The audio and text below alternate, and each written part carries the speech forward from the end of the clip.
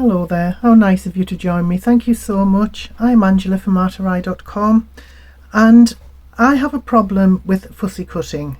I always have, and I do practice, and it is getting a little bit better, but still not brilliant. So if you have a stamp that doesn't come with a die and you have problems like fussy cutting, this is something that you can do. It's nice and easy. There's nothing complicated about it, and I just think it looks really nice. So I'm going to be making something similar to this. I'm going to be using the Sincere Sentiments stamp set from Stampendous. This is really, it's one of my favourite stamp sets. I just think it's really lovely. And you just really need some scrap paper. You don't have to back it, but I want to mat it onto this black layer here. So this stamp set is beautiful, as I said, but it doesn't come with dies. But I really do like this stamp. So all I'm basically going to do is just stamp it on here, cut it down and do some colouring. Because I'm going to be using alcohol markers, I will be using a dye ink. This is Memento Tuxedo Black. It's lovely. It's quickly becoming one of my favourites. You can do this in a stamp platform if you want. If you're not quite confident about stamping it straight onto the card, then please just use a stamping platform. If this worked the first time, let's see if it works this time. Just try and stamp it as straight as you can. Now this card size, it's up to you which card size that you want to use. Everything here, I'm not showing you measurements because it all depends on what you want. So I'm just going to give this a clean and then I'll be back. So I'm not going to cut it down or anything just yet. I am going to colour this in. I do have quite a diverse selection of alcohol markers, but I'll use the same ones I used for the other. It's the Spectrum Noir Illustrator dual tip brush marker set.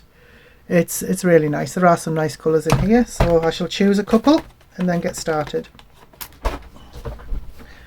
I'm just going to use the same greens because they're really nice. So this one is oh yeah, that's, I don't know how you pronounce that, camo green, I have no idea.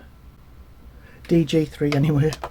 And this is Willow DG1, and I'm going to use a nice purple this time because I do love me purple. Oh, that is actually deep pink. That's really nice, so I'll be using that one as well. So I'm going to start off by colouring using the lighter green, then I'll put some shadow colours on with a darker green and then go over it again with the lighter green just to try and blend everything. I'm going to be using the brush tip.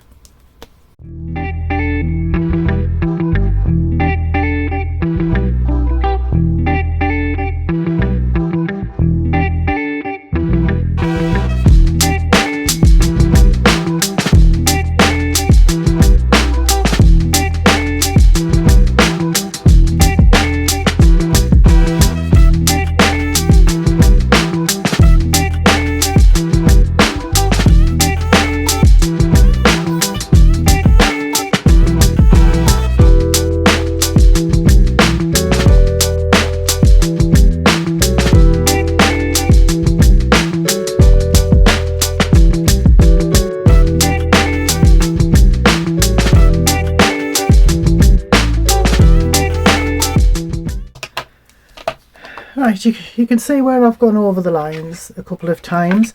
Some marker sets come with like a zero. It's like a blender pen. So the bits where you've gone over the line, you should just be able to go over it. You might have to do this more than once, like a few times.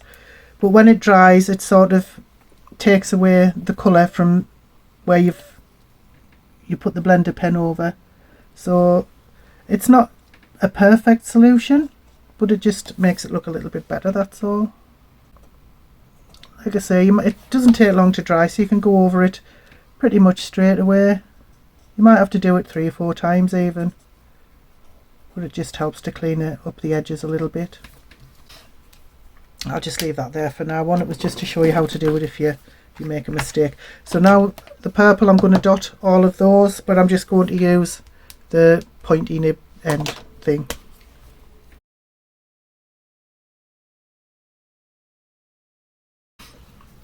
It doesn't have to be perfect. I think it looks quite nice when it's a little bit uneven.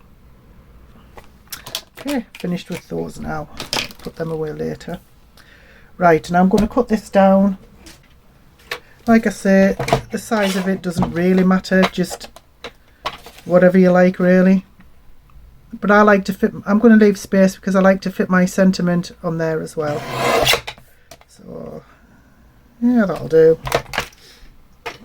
Just check it first because I forgot to cut my card base.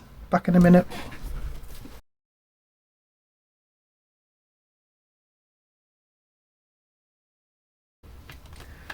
Right, so that will go on there.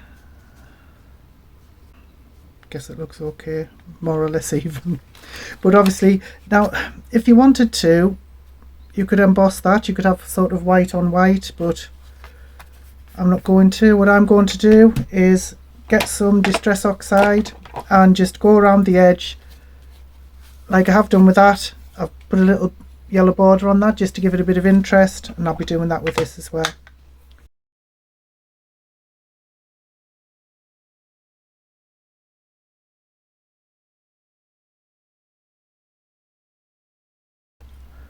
That looks kind of nice. Maybe a little bit more at the bottom there. Yeah, that's really nice. That's salvage patina, and the yellow was fossilized amber. Right, now I'm going to stick that on there because I'm not very good at weighing. I'm not very good at weighing and measuring. I'm not very good at measuring and cutting, so I'm going to use my Scotch ATG gun, and then I'm going to use my layer guides to cut out the card.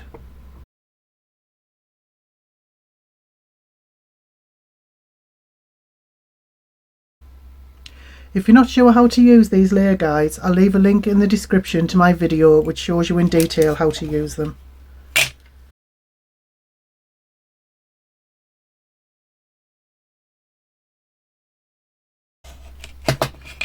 So you get an absolutely lovely even border all the way around. You can see that. Right, deciding which sentiment I'm going to use. Will that one fit? Yeah, I'll use that one. Right, I am going to use my stamping platform for this because you only get one chance with a block. I'm going to use my little mini one. Couldn't do without this. It's been fantastic. I actually got this in a pack I bought from eBay. Somebody was selling all the crafting gear and they got this was in with it, and I just absolutely love it. It's been great. Right, put that on there. I've got a sticky some Sizzix sticky paper on there. I'll leave a link to the video on that as well.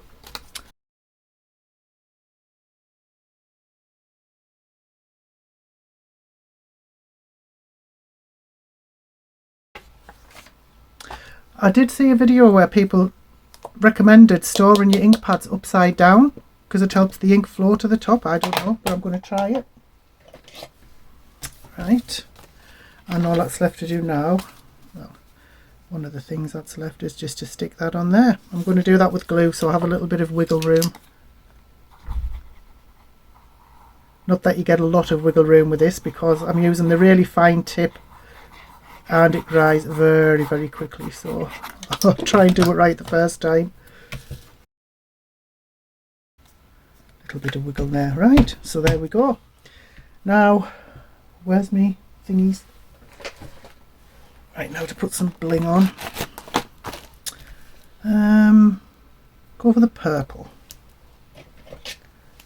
In fact, I'll go for the, should I go for the lilac or the purple? I'm going to cover that over anyway. The purple will be more of a contrast, I think.